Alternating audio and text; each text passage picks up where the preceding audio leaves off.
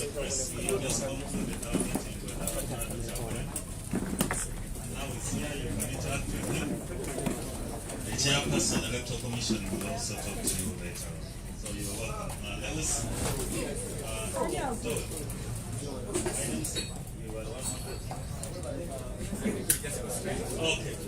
This is where's our sanitizer? We don't use that. Okay.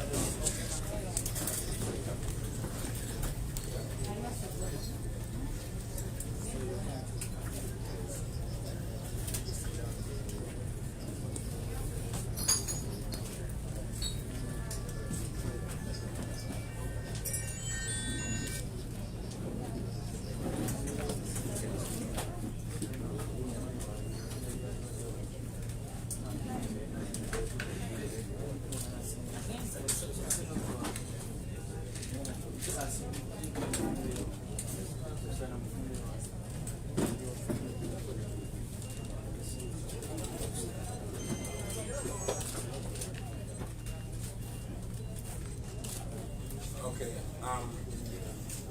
thank you very much, members of the press.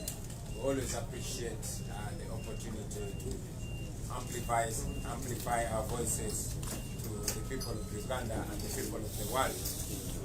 Now, as all of you are already aware that yesterday we were invited or summoned by the Electoral Commission, but because I am a party candidate and I'm representing the National Unity Platform political party, and it's within the law that we can delegate the Deputy President in charge of Uganda region, and the delegation came here.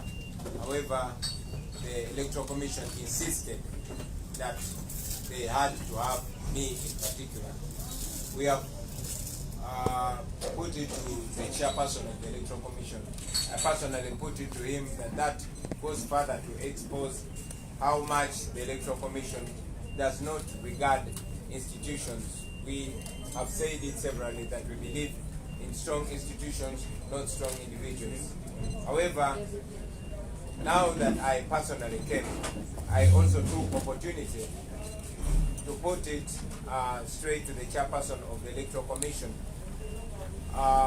We reminded him that in the past, when we were, I don't know if I should let a car pass.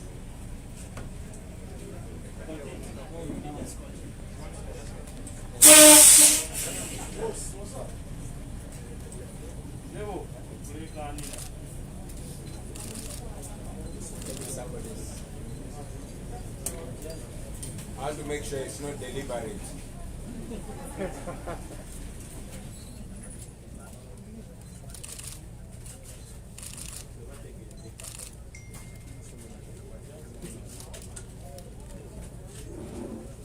Thank you very much. Like I was saying, I took this opportunity to put it straight to the chairperson of the Electoral Commission. We had been invited for the purported flaunting of the COVID-19 regulations, which we put to him that those were wrongful accusations. I reminded the chairperson of the Electoral Commission that when we were illegally blocked from consultations, there was no COVID-19. It was the public order management that was weaponized against us. And yes, even when we raised the matter to the Electoral Commission several times, we were not assisted, and ultimately we were not able to consult the people of Uganda. This time around, it is the COVID-19 pandemic that has been weaponized and used against us.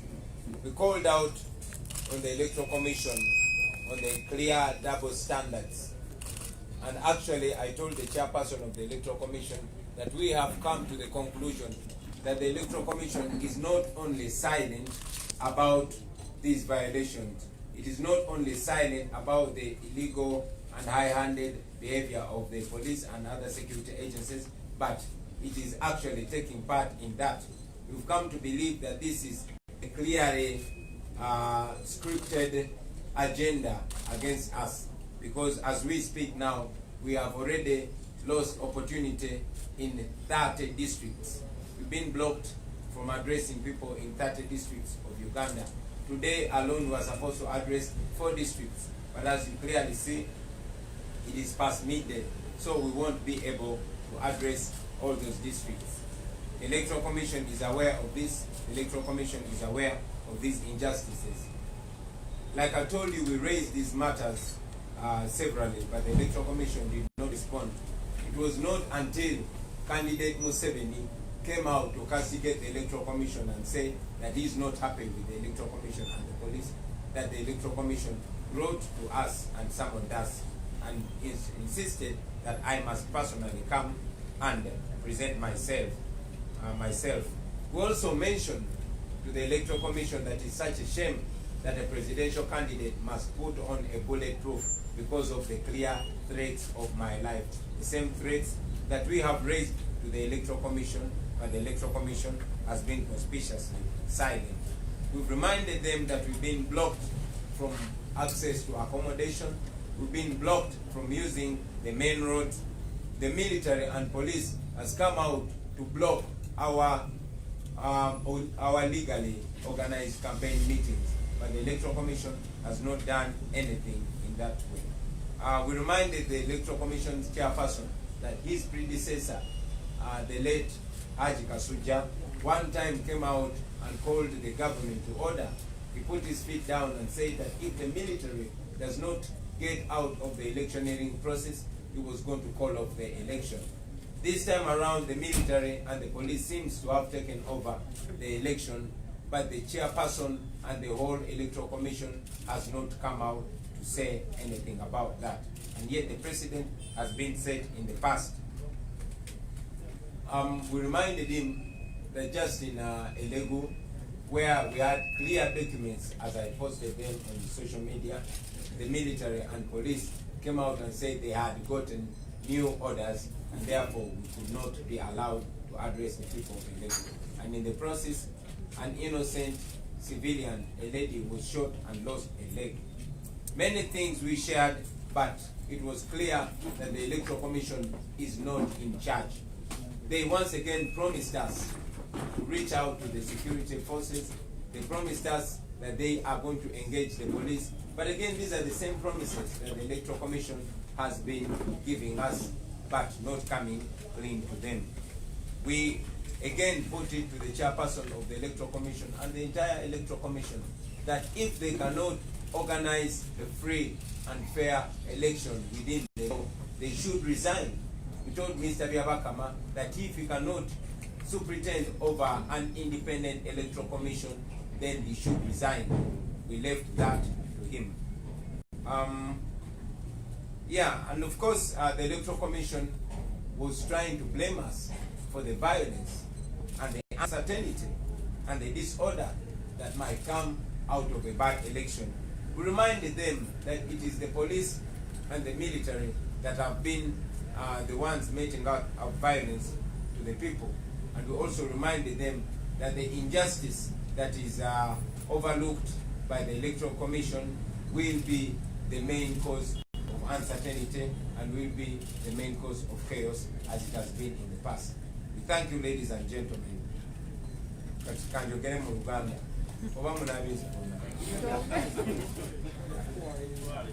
Basebo ne banyabo tubebaza olw'omukisa guno okwongerayo amaloboozi gaffe eri bannayuganda bannaffe wano mu ggwanga n'abo abali ebweru w'eggwanga. Olunaku lwaleero oluvannyuma lwa ttiimu yaffe eyabadde ekulemberwa omumyuka wa President wa National Unity Platform okujja okusinkana akakiiko k'ebyokulonda nga twabadde tuyitiddwa. Akakiiko k'ebyokulonda kalemeddeko ne kagamba nti kaagala kandidate yennyini ajje. Era tukibagambye nti mu mateeka nkiikirira ekibiina kye bayita National Unity Platform. Kino kibiina si kya muntu omu nganze, nange kikiikirira bukiikirizi nga president wakyo. N'olw'ensonga eyo kyabadde mu mateeka era kiri mu mateeka okukiikirirwa delegation eyabadeze okukiikirira era kyongera okwoleka akakiiko k'ebyokulonda bwe katassaamu kitiibwa bitongole kubanga mu mateeka ekitongole kisobola okukiikirira omuntu naye era engeri gye balemeddeko ate nga ffe tukondera amateeka twasazeewo ne tusazaamu kampeyini n'envuga ne tuvuga emmotoka essaawa ezasusse mu 10 okusobola okutuuka wano kakati nno ekyo mu mbeera eyo kyajuza district 30 zetwakalemesebwa okutuukamu nga tulemesebwa poliisi pozi ate eggulo nga tulemesebwa akakiiko k'ebyokulonda akatuwaliriza okusazaamu kampeyini yaffe mu bitundu ebyo okusobola okujja. Tukibagambye nti tutuuse ku nzikiriza y'akakiiko k'ebyokulonda tekasirise busirisi ku bikolobero ebitukolebwako poliisi n'ebitongole ebikuumaddembe ebirala wabula akakiiko k'ebyokulonda kati kirabika lunye tinako kenyigidde mu puroguramu eno erabika nga yategekebwa okutulemesa okukampeininga okutulemesa okutuuka mu bitundu by'enjawulo eby'eggwanga. Ekyo tukirowooza kubanga mwami Museveni candidate naye abadde atambula nga asinkana abantu nga bwe tugenda okubalaga mu bifaananyi bino naye ye tebamwise akakiiko k'ebyokulonda tekamwise. Akakiiko k'ebyokulonda tuzze nga tuleeta okwemulugunya mu buntu ne mu buwandiike. Kwemulugunya tulemesa okutuuka gye tulina okugenda, okutulemesa okukola amakubo, okuyita makubo ag'olukale, okutulemesa okwogera n'abantu ababa bategekeddwa okwogera naffe okutuwuliriza era nga n'akakiiko k'ebyokulonda kamanyi nga twemulugunya olw'ettemu eribadde likolebwa nze okutuuka okutambula nga nyambadde bulletproof kya buswavu eri akakiiko k'ebyokulonda, kya buswavu n'eri ebitongole ebikuumaddembe kubanga mwena bannayuganda mukirabye nga bannegezezzaamu okunzita emirundi egisuka mu 2. Ebyo byonna byonna tuzze nga tubyemulugunya mu kakiiko k'ebyokulonda naye nga kasirise. Naye candidate Museveni bwe yavuddeyo olunaku lw'okwosa eggulo n'agamba nti si musanyufu eri akakiiko k'ebyokulonda. Akakiiko k'ebyokulonda kaddukiddewo ne katuwandikira ebbaluwa ne katuyita tujje twenyonyoleko. Ekino nno kiraga nti waliwo kyekubiira, kiragira ddala nti waliwo kyekubiira mu kakiiko k'ebyokulonda. The Electoral Commission is operating on double standards while they are summoning us for the same things. Candidate Museveni continues to go around addressing massive rallies, carrying out processions, but the Electoral Commission is paying a blind eye to him.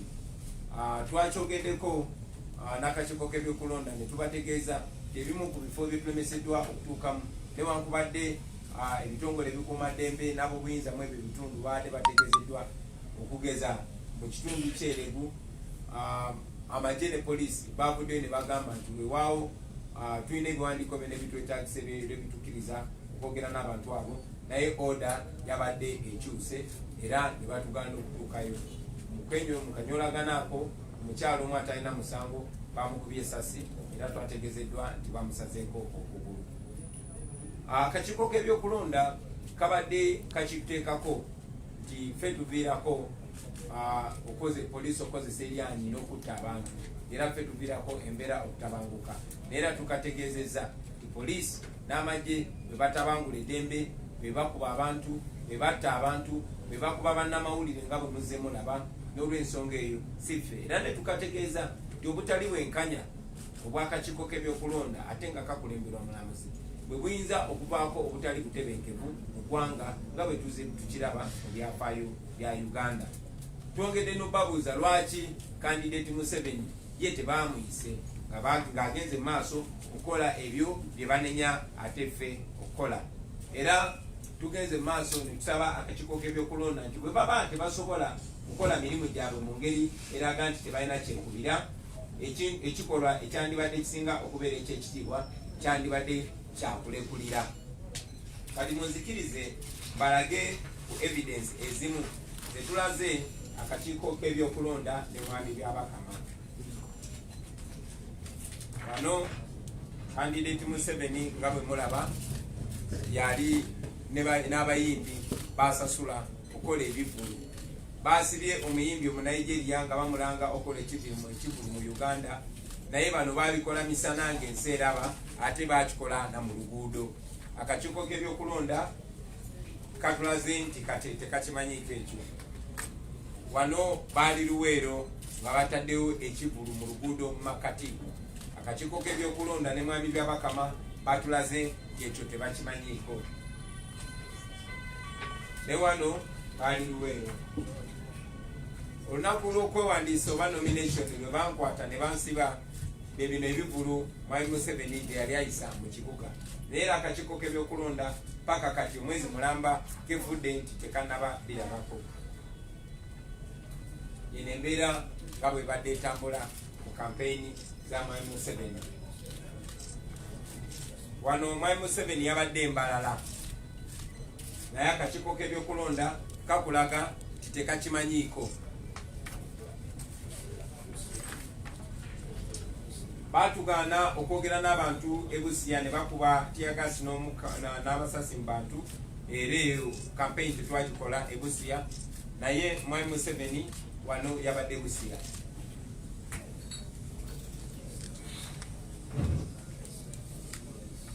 Eno yembeera ya campaign za mwami Museveni ebusiya. Wano mwami Museveni yabadde ayisa kivulu Mbalala mu kibuga. Ekibuga kyebatugaana omulundi ogutali gumu okuyingiramu. Wano mwami Museveni ng'avudde ne mu mmotoka abuze ku bantu abaali bakuŋŋaanye Mbalala. Guno gwe mugundu oba procession mwami Museveni abantu basasula n'akwasa ne t-shirt n'abateekateeka. Era ebifaananyi byokulaga nti bano abantu babadde organize, babadde bateekeddwa okukola ekyo. Wano mwami Museveni ng'ali Mbalala. Eno mmotoka ye gye yabaddemu nga bali Mbalala. Bino byonna akakiiko k'ebyokulonda kakulaga tekabirabye. Akakiiko k'ebyokulonda twongedde ne tukakolokota olw'okubeera ne kyekubira. We castigated them for having double standards and for pretending not to see what is going on in Museveni's campaign trail.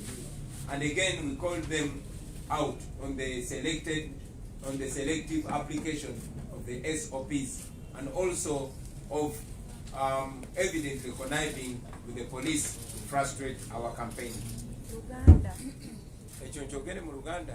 Akakiiko k'ebyokulonda twongedde ne tukakolokota olw'okubeera ne kyekubiira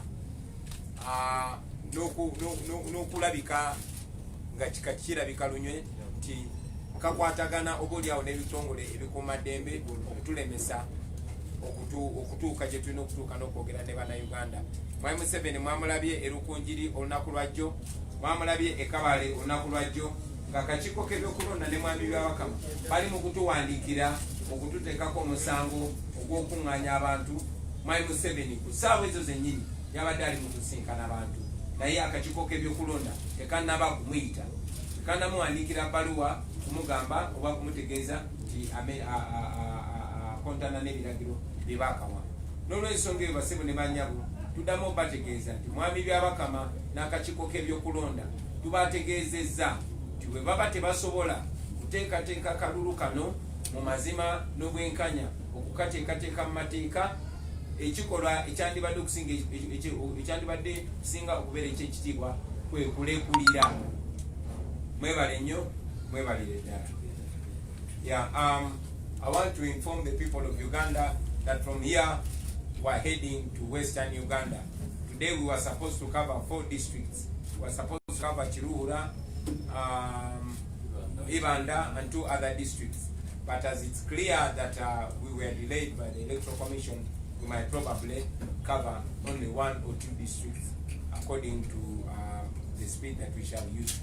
Tubategeeza nti bwe tuva wano twolekera ebugwanjuba ewa Uganda, tubadde tulina okugenda mu districts 4 okuli Kiruhura ne Ibanda, naye olw'obudde nga bwe mulaba ate ng'obudde obwo kutusaliddwako akakiiko k'ebyokulonda katulabe districts meka ze tunasobola okutuukamu.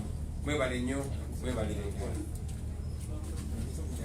Balamusa Nyankole, abaana bankole tuli omuhanda tuli nitwija.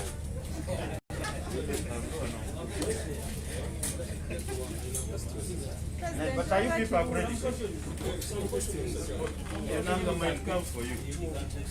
Yeah, we'll just move the train.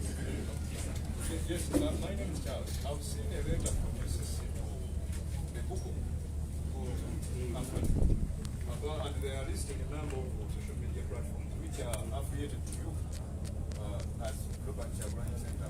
Have you seen that letter? What next? Well, that goes further to expose the level of dictatorship, the level of repression in Uganda today. You saw how journalists were clobbered for covering the irregularities, the injustices, the criminality that was being unleashed by the police and the military. And yes, you journalists know that your accreditation has been revoked because the regime is panicked, the regime is scared. It's scared because we are living in a generation where news goes far and wide. Now, they are going as far as trying to stifle the private voices. We are still alive because there are cameras. I've said this many times that our weapon in this generation is the camera. They have the guns, but we have the camera, and the camera exposes them. One of our friends, Ariho Nobat, would still be in torture chambers up to now because the police had wanted to use him to cover its evil attempts on my life. But thanks to the cameras, every evil was covered by the camera, and our brother is free now. You will also note that international journalists have been deported because the Museveni dictatorship fears the truth going out in the world. So that's the writing to Google and the all that is being done to stuff for the media to stop them from exposing the criminalities of the regime are supposed to show how panicky the regime is. But the more panicky they are, the more assurance we get that they are on their way out. Uganda. Uganda. No, which was in Uganda.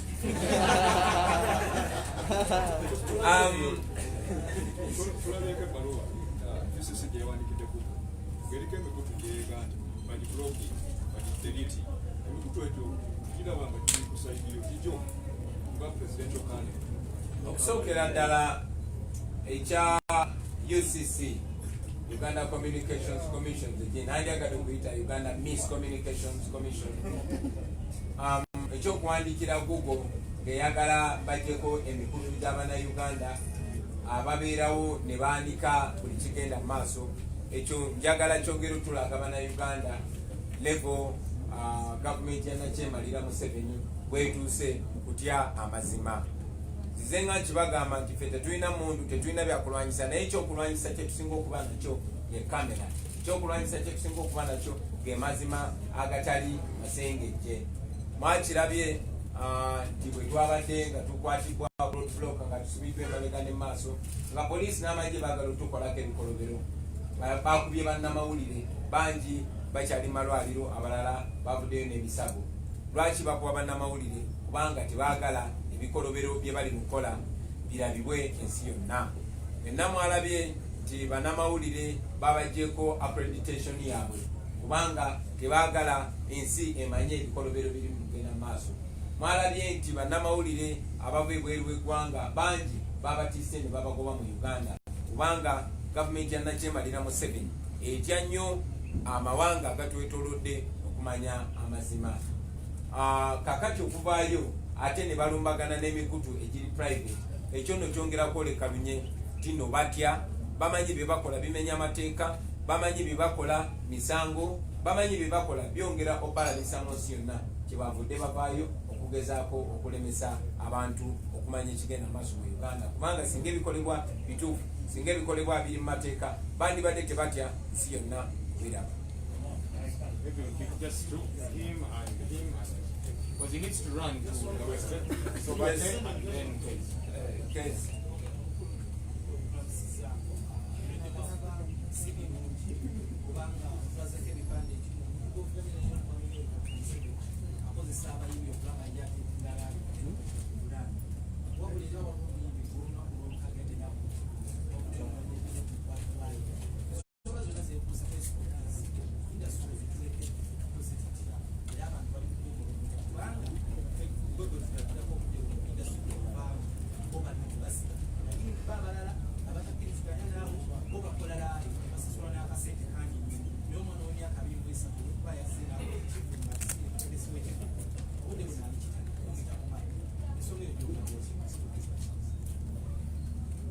Webale nnyo newankubadde case ofubye nnyo okunsika mu bwa president okunziza mu buyimbi naye nja kuba musanyufu okukiddamu ekyo ekibuuzo nga presidential candidate ate era ng'omuyimbi Munnayuganda.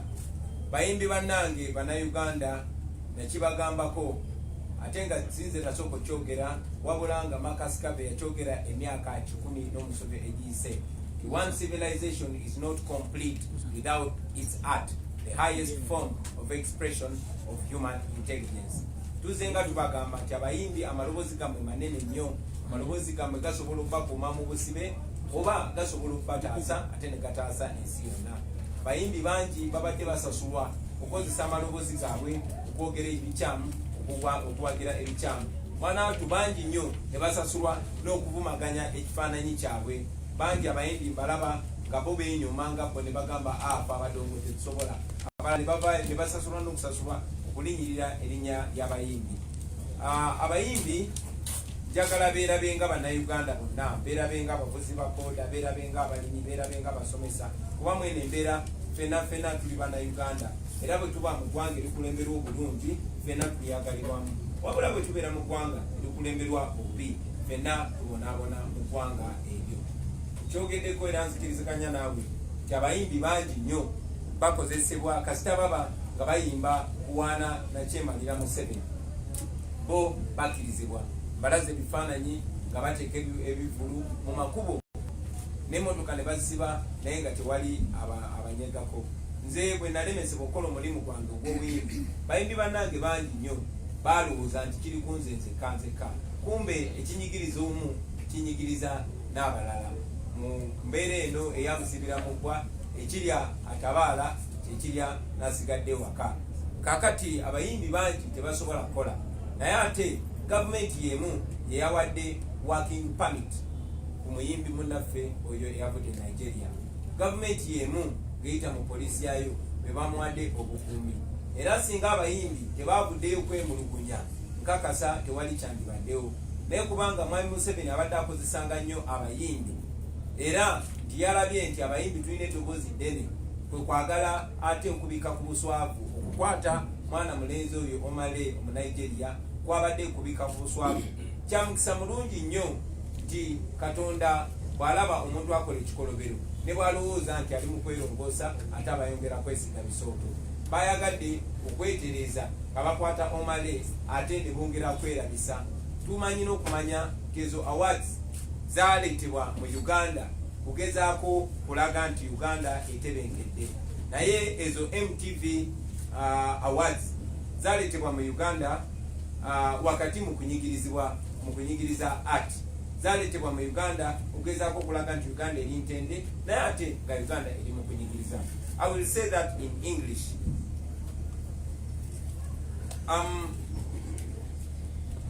The fellow artists have been used in the past to manipulate their loud voices for the benefit of the dictatorship, not knowing that the voices that could actually free them and those and their fellow Ugandans are actually being used to enslave them further. I told the artists before, and as a matter of fact, I was only reiterated what was said more than 100 years ago, that one civilization is incomplete without its art, the highest form of expression of human intelligence. And I called upon artists to know how powerful their voices are, especially in a very critical time like this. Now, the awards that were brought to Uganda were not brought to Uganda in good faith. They brought to Uganda to cover up for the injustices. I really did not disagree with the MTV awards coming to Uganda in the face of injustice in a country where some artists are not allowed to perform, in a country where some artists are not allowed to express themselves, in a country where some artists are stifled on account of their political views. I think, and I still think, that the MTV awards were being used as partners in crime. However, it is also good that this also served as an opportunity to expose the regime further. Ugandan artists have been blocked from working on account of the COVID-19. Even if some artists have actually been allowed to perform for as long as they are only singing praises for the Museveni dictatorship. Now, the arrest and detention of Omale, the Nigerian artist, I want to believe it was not anything to do with the COVID-19 regulations. It was an act of shame. The regime was exposed after the Ugandan artists came out to complain about the double standards, to complain about the selective application of the COVID-19 regulations. That is how the police came out to arrest Omale. But it is the same government that gave Omale a work permit to perform in Uganda. It is the same police that offered security to Omale to perform. So it is shameful to the police, to the Museveni dictatorship, to the government of Uganda, and to we the people of Uganda, that our fellow artist was arrested in Uganda. It's a very bad image to Uganda. As an artist, we have instructed our legal team to work together with a team that is trying to secure the release of Omale, because it continues to be a shame on us as Uganda and we as the music fraternity. Thank you. There was one question here. One question. Only one. Just one. Okay, you'll come last. My question is, you said that COVID-19 has been weaponized by the regime, and that is true. But also as a candidate, you take cognizance that some of your activities might compromise the health of the people. Thank you very much. I must mention that I was on the floor of Parliament and suggested that if it is indeed as risky as it was to have an election, it should be postponed because it is provided for within the law. The NRM MPs disagreed, of course, as commanded by their boss, Museveni, and the Electoral Commission went ahead with the election. I was also the first artist, maybe in Uganda, or maybe in the world, to come out and sing and sensitize the people about the COVID-19. So we are aware of the COVID-19 pandemic in Uganda. But again, I must inform you that the Museveni misgovernance is more dangerous to the lives of the people of Uganda than COVID-19. More people have been shot dead than the number of people that have died of COVID-19. So it is more urgent to get better leadership, to have a well-governed country, and that is the only way we are going to manage the COVID-19. After all, the Museveni dictatorship is fighting COVID-19 using guns. They have bought more police patrol cars than ambulances. They have passed out more security personnel than medical personnel. So you know that to them, staying in power is more important than fighting COVID-19. Thank you. Yes, You wanted to know, in conclusion, have you agreed with the Electoral Commission that it is not all big gathering, or it's going to be business as usual, since you say that you don't agree with them on many fronts? We informed the Electoral Commission that we don't hold big gatherings. The supporters that see us out there and also have been being blocked from radio and TV stations, our supporters can only hear from us on the rallies. We continue to encourage them to social distance, and in any case, the military and police tear gases them, and they listen to us from far places. We also continue to encourage our people to wear masks and do as much as they can to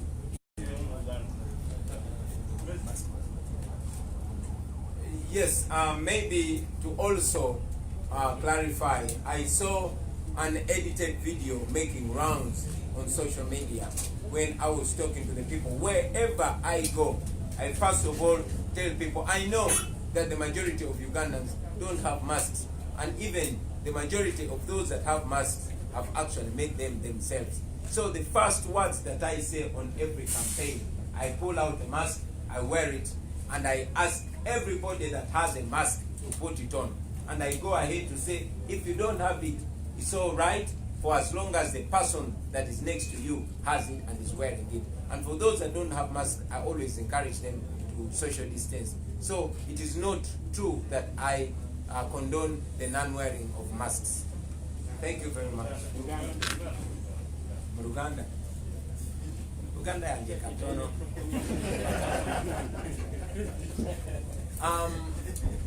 Nalabyeko ka video kebasaze akatambula ku social media nga kalinga akalaga nti nfagira abantu obutayambala mask.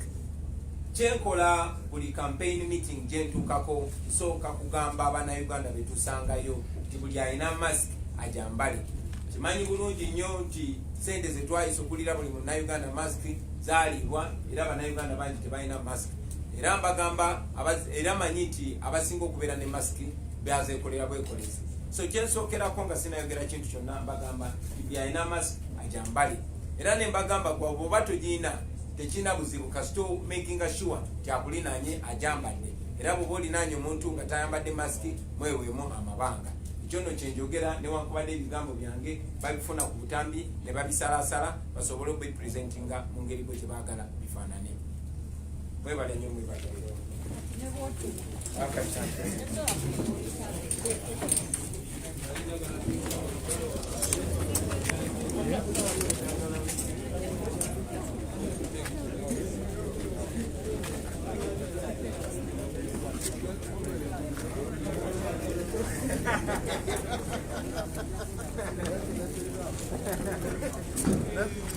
Akhirnya karena kita nih sudah. Awak malah. Yes. Right here. No. Sasa bro.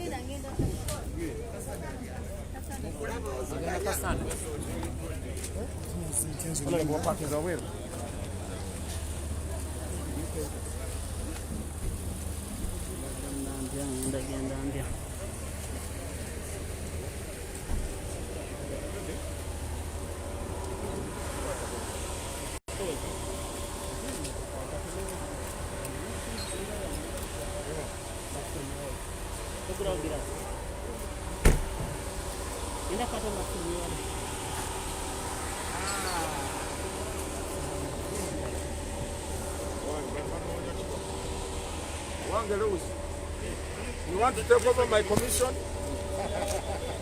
Please take the candidate. Let the candidate to go away.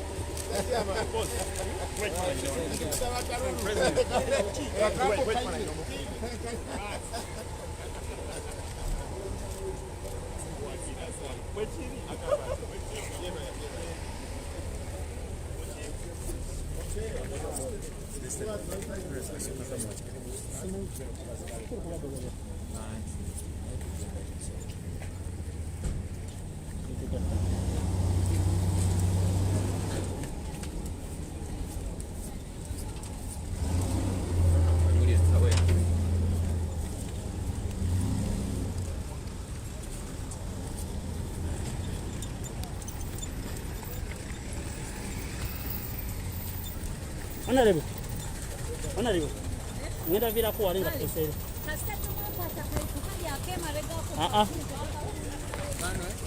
Tugende. Tewekwata kwako kazibuzibu kanyenya nnyo soba wenywezeza nnyo.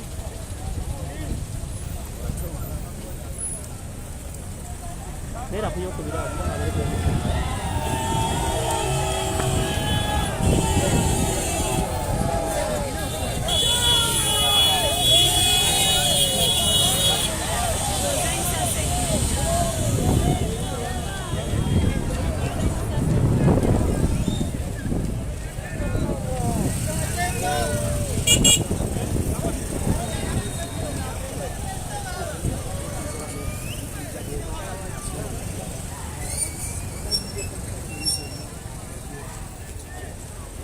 abasajja badde Bobi ekitiibwa basibu.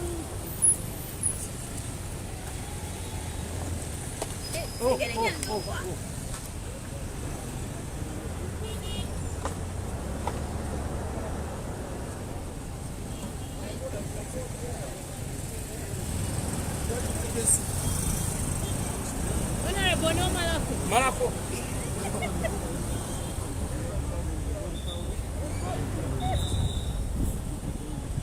I know.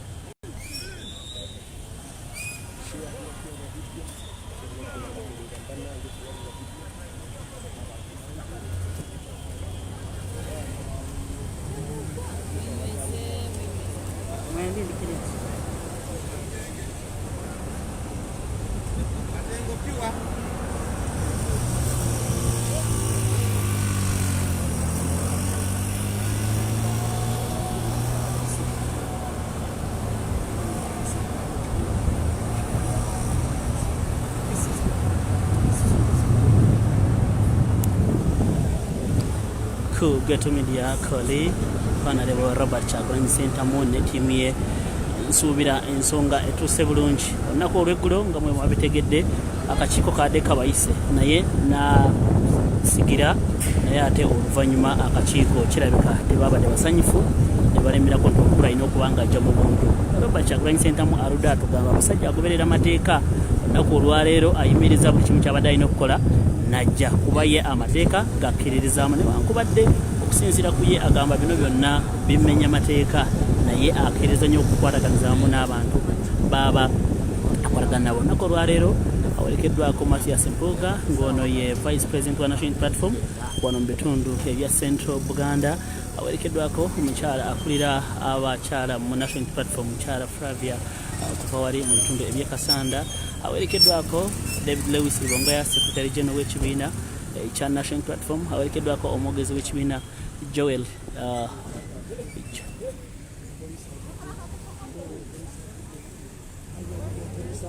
awerekeddwako omwogezi w'ekibiina Joel Senyoy. Awerekeddwako bannamateeka be Mwami Segona akali amagwa Benjamin Katana n'abalala bangi nnyo. Meeting ewedde naye okusinga biba bibuuzo byeyalekayo tebabituukiriza ne leero aleseyo ebirala wabula abawadde obujulizi bw'ebifaananyi obulaga nti ne candidate Museveni naye kennyini bye bamuvunaana byennyini byakola. Wano wewali ekibuuzo ekinene baagala kumanya why Mr. Museveni ye w'ekibiina kya NRM akyalemedde okugoberera amateeka nga we gaasabibwa akakiiko ak'ebyokulonda ate ye bamuteddeko nnyo olukongoolo byonna abibalekedde nga ye candidate. Then akomyeko asabye akakiiko ak'ebyokulonda ng'akulemberwamu omukulu Justice Byabakama alikulire bw'aba kiraba ntasa kutegeka akalulu k'amazima n'obwenkana alina okuba nga alikulira ekyo bwe kinaaba kikoze ki ekinaaba kiganye because akkiriza nti ng'omuntu yenna asooka ng'alemereddwa wabula kinaamusabye alekulire mu mirembe si ejja kumutegeera bulungi mu kifo ky'okwerimbika mu nteekateeka zino ez'okuba nti bamuburayizi nga babategeka akalulu naye ng'akalulu kakyaganye. Ono aganta akakiiko k'ebyokulonda kennyini kenyigidde butereevu mu kumulemesa okukola emirimu gye ng'omuntu oba ensonga nti bw'otunuulira ebigenda mu maaso yandibadde etteeka limuwa omwaganya okusindika omuntu omulala naye etteeka akakiiko k'ebyokulonda baalivuddeko ne bagaana okuba nga bamuwa okusala n'okusigalayo. Kalaga nti n'akakiiko kennyini kenyigira butereevu mu nkola ey'okuba nga kamulemesa okukola emirimu gye. Wano mu nsonga y'emu asabye abo bonna bali mu mulimu gw'okuba nti bakola omulimu gwa security bakola omulimu gwabwe baleme kukola kyekubiira nga bwe kize kirabika mu nkuŋŋaana z'esaako ne districts ez'enjawulo. So bingi nnyo betwogeddeko naye ng'abamawulire abuuziddwa ku nsonga ya Uganda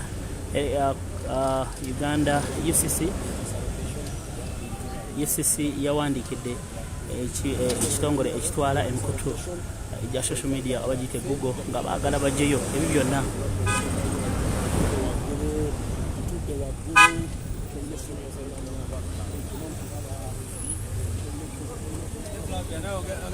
Hey,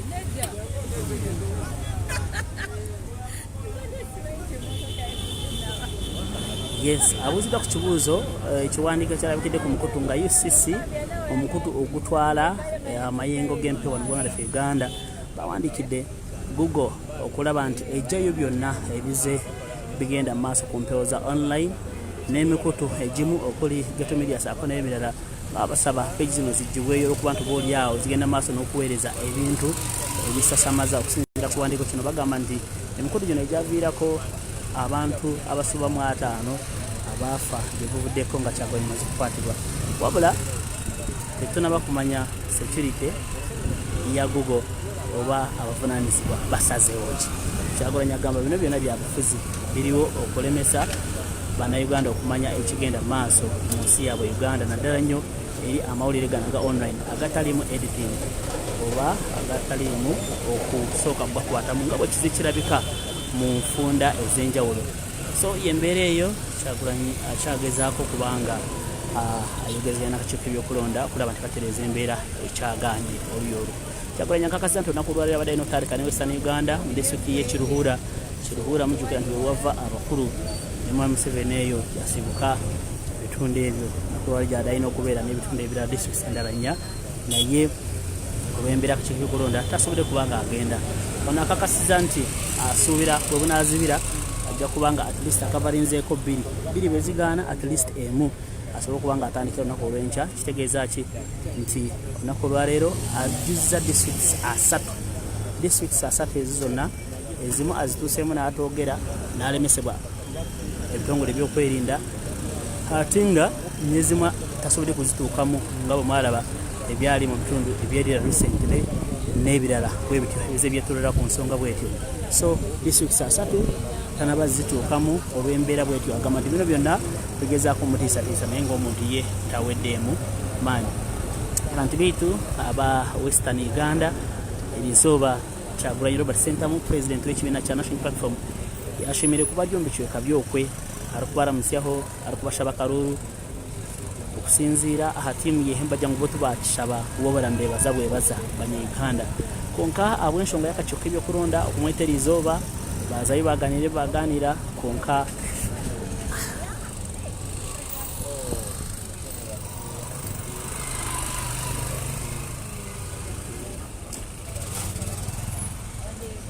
yes mwebali munonga yes nakyo nibagambira erizooba Kyagulanyi kino kwa lyo Western Uganda konka habwembeeremwe ninga endiijo abw'enshonga y'ebyokwerinda okumuzibira kutambula emihanda yona yakuba nayenda ensonga y'akakiiko k'ebyokulonda kabira kamwesire erizooba kwongera kureba butaba kubasa kukolaganda hamwe habw'enshonga kujja mu Kyagulanyi okusinziira ekihandiiko kye bamuhandiikire ne bagira ngu aizire nakola enkungaana ezitali mu mateeka we ekyakwakanisa n'obuli erizooba abokuba yalina n'ebishushani ebigoreka nga Museveni yennyini aizira nakola ebintu by'omumwe kandi we atakwetebwa kubanga anaabuzibwa ebibuuzo nk'ebyo.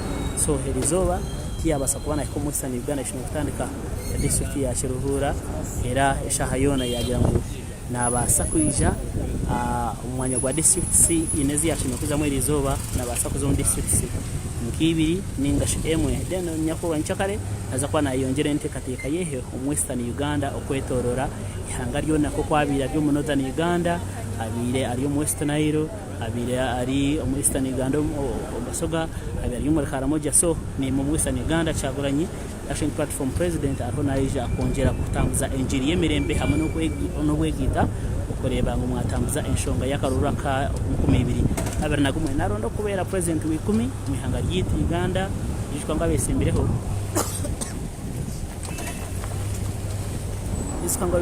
ni bingi bari hagati ya 11 obuzibu bw'amaani ninga competition y'amaani eri hagati y'abantu babiri owishemwe Kyagulanyi ninga shomwa yitire musingizi hamwe n'ow'ekibiina kya FDC Patrick Oliat Obo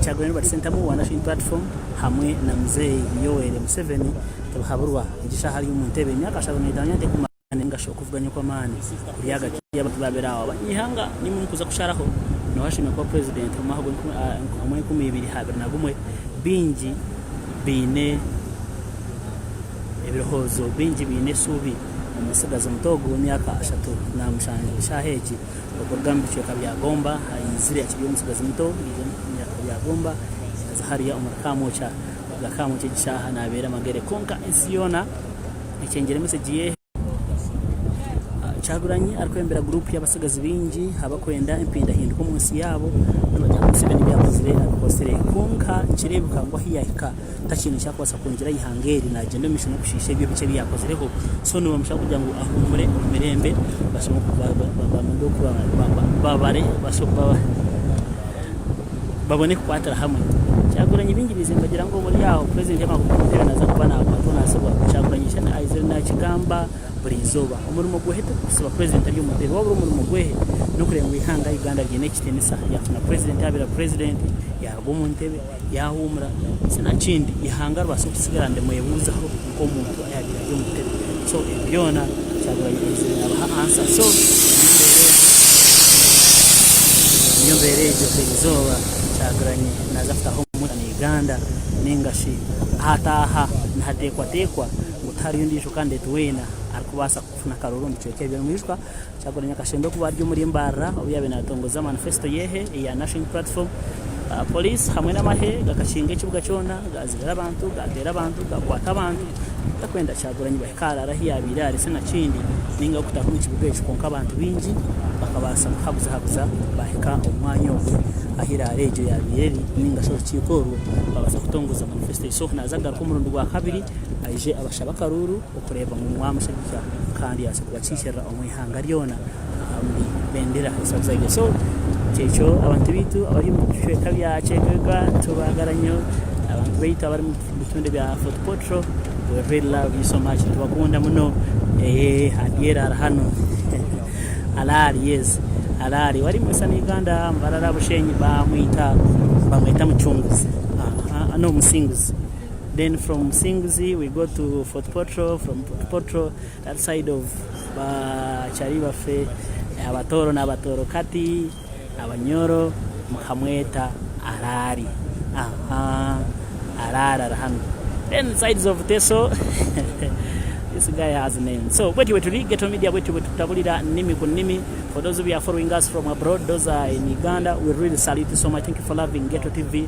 Thank you for loving Ghetto Media. We are always here to give you, though we have some problems there and there, but we are trying so hard. We want to thank the technical team for fighting hard in order to make sure that we are still on. I know it's a big job, but at least for the last 2 weeks we are fighting with the hackers, we are fighting with the thieves, we are fighting with the people who think stealing is the only option they have in this world.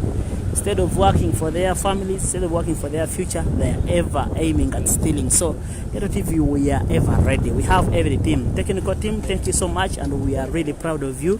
I know you are doing a great job to make sure that we are on today and tomorrow and forever. Ghetto Media is here to give you. We are not serving one person, we serve our nation. And well, they are also not protected. Well, they also have masks. Yeah, as you can see, Robert Kyagulanyi Ssentamu is followed by military, Uganda police and army from Kamocha, from Electoral Commission headquarters to his office, Kamocha, where he's going to start the journey to head to the western Uganda. That's the life that Kyagulanyi is passing through. He has been at EC from morning, the meeting was 3 hours in order to come out and talk to the press. His life is they have not agreed about anything on what we should discuss last time.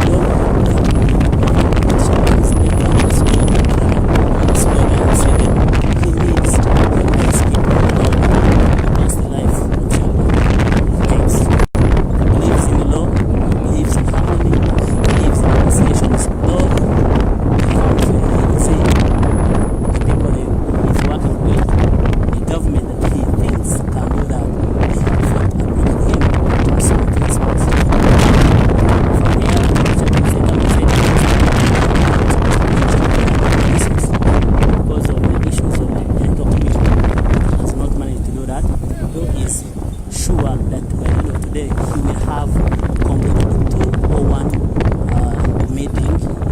district. Tomorrow he will continue his program in Western Uganda up to around 28th. So that's life.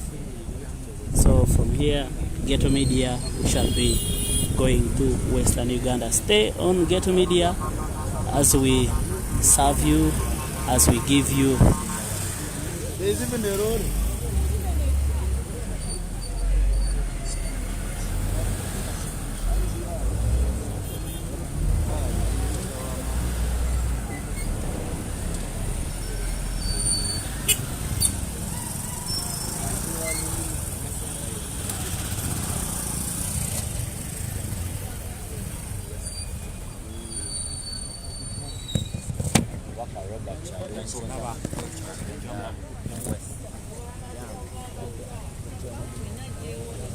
Ya Robert Chagrani Center mu alekanga yolekera ku office enkulu wali ekamucha naye abakulu tebamuvaako. Nze nakugamba ebintu ebimu oba oli awo ebyewuunyisa naye ng'ate munnange ensi yaffe Uganda gyetutambuliramu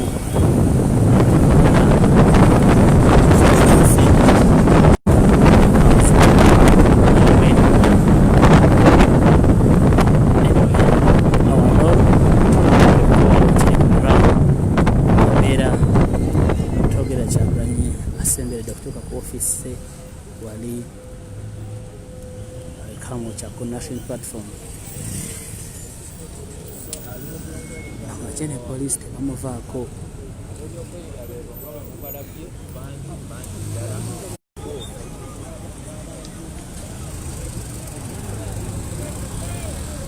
Abasajja tebamuvaako.